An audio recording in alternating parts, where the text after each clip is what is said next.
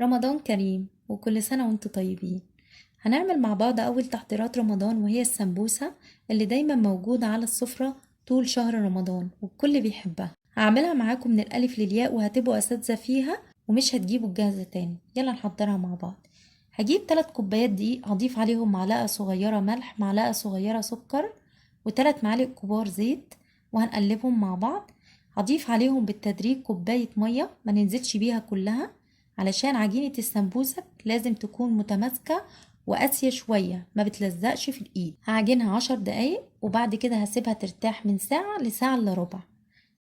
خلال المرحلة دي هحضر حشوة اللحمة المفرومة، شوية زيت على النار، هنزل عليهم ببصلة متقطعة مكعبات صغيرة، هسيبها تدبل كده البصل على النار. هضيف عليهم 300 جرام لحمة مفرومة وشوية توابل بقى، ملح، فلفل، بابريكا، جوز الطيب، رشة قرفة، وشوية جنزبيل.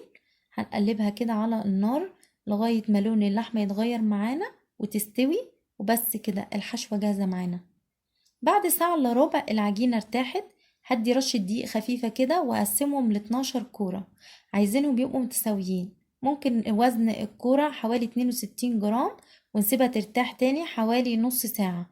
بعد نص ساعة هاخد 4 كرات وهفردهم بالتساوي. هرش سطح العمل دقيق كده. هنبتدي بقى ندهنهم كويس جدا بالزيت علشان المرحلة دي مهمة، بتخلي السمبوسة لما تستوي ما تلزقش ببعض. وهنا بقى المكون السحري اللي هنرشه بين الطبقات، النشا، ما بيخليهاش تلزق خالص في بعض بعد ما تستوي، وبتفك من بعض بكل سهولة وبساطة. بين كل طبقة دهنة زيت ورشة نشا خفيفة. بعد كده هنبتدي نفردها بالراحة خالص لغاية ما نوصل للسمك اللي احنا شايفينه ده، برضو ما يبقاش رفيع قوي ولا سميك قوي. خلال المرحلة دي هكون مسخنة صينية على النار، على نار متوسطة. هديها تشميع خفيفة من كل جهة، ما بتاخدش ثانية لكل جهة. زي ما احنا شايفين كده لونها يا دوبك بيغير بس، وبس كده بنرفعها. ما نخليهاش تاخد لون ذهبي ولا اي حاجة، هتنشف معانا ومش هتنجح خالص. زي ما احنا شايفين طالعة طرية ازاي. اول ما تطلع على طول نبتدي نساوي الاطراف ونقسمها بالشكل اللي احنا شايفينه ده، ونشتغل فيها على طول وهي سخنة، ما نسيبهاش تبرد علشان نفك الطبقات على طول وما تلزقش ببعض. زي ما احنا شايفين بالشكل اللي قدامنا ده هبتدي افكها، بتتفك معانا بكل بساطة خالص. وده دور النشا، بيساعد ان هي بتتفك بكل سهولة. زي ما احنا شايفين شفافة خالص وخفيفة وتحفة. هنبتدي بقى نحضر 3 حشوات، التلاتة احلى من بعض. هعمل ميكس جبن شيدر على جبنة موتزاريلا، واحط عليهم معلقة حبة البركة كده، بتدي نكهة جميلة جدا. احضر جنبي خليط مية بالدقيق علشان نلزق بيه السمبوسك وما تفتحش في الزيت. تاني حشوة وهي اللحمة المفرومة اللي احنا عملناها مع بعض. تالت حشوة وهي خطيرة جدا اللي هي بسطرمة كيري، تحفة الحشوة دي يا جماعة، جربوها على ضمانتي، من احلى الحشوات اللي انا بحبها للسمبوسك. في المرحلة دي بقى ممكن نفرز منها كمية كبيرة زي ما احنا عايزين، وبتطلع من الفريزر على التحمير على طول، بتنزل في زيت غزير ساخن، بتطلع كأنها لسه معمولة وتحفة وفريش ومقرمشة.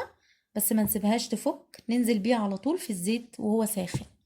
تعالوا بقى نحمر مع بعض كام واحدة كده زي ما احنا شايفين في زيت غزير على النار، نار متوسطة ما تبقاش عالية قوي. هنحمر السمبوسك لغاية ما تاخد اللون الذهبي الجميل، ما بتشربش زيت خالص، ولونها خطير. زي ما احنا شايفين كده شكلها ناجحة وتحفة، وقرمشة ما حصلتش. سامعين صوت القرمشة؟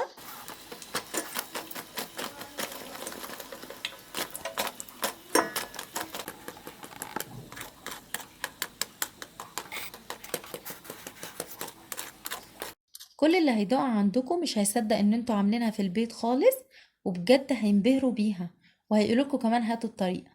اتمنى ان انتوا تكونوا استفدتوا من الفيديو، ولو عجبكم الفيديو ما تنسوش تعملوا لي لايك وشير، وما تنسونيش بتعليق حلو. اشوفكم في وصفة جديدة. باي باي.